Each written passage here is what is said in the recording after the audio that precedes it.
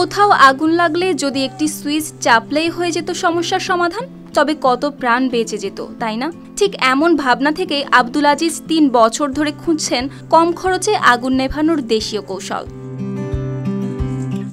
তিনি বারবার হয়েছেন ব্যর্থ, তবুও শুরু করেছেন আবার।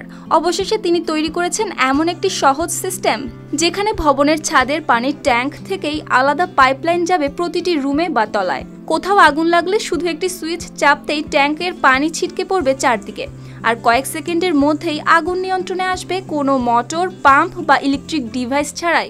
আপনি মনে করেন আমি 10 তলায় থাকি, এই 10 তলায় তো উপরে পানি আগুন লাগালে প্রাথমিক অবস্থায় নিবানোর মতো কোনো ব্যবস্থা নাই।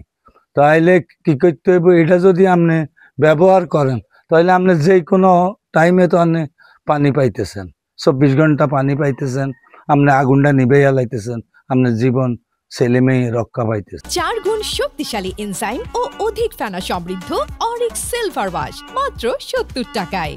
চাঁদপুরের কচুয়ার এই মানুষটি নিজের উদ্ভাবন নিয়ে কোনো আর্থিক স্বার্থ নেই বলেই জানান। তবে তার একটি অনুরোধ, সরকার যেন প্রযুক্তিটি পরীক্ষা করে দেখে এবং কার্যকর হলে দেশ জুড়ে ব্যবহার করে।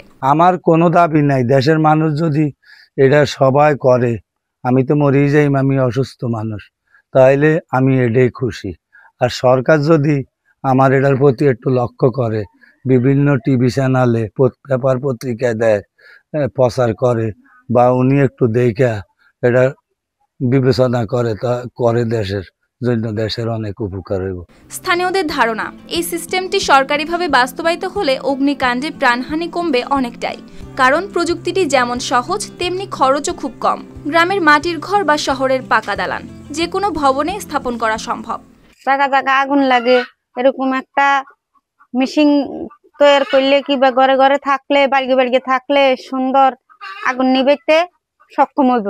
আব্দুল আজিজেরও বিশ্বাস, এই উদ্যোগ বাস্তবায়ন হলে অগ্নিকাণ্ডে প্রাণহানি কমবে, নিরাপদ হবে ঘরবাড়ি আর শিল্প প্রতিষ্ঠান।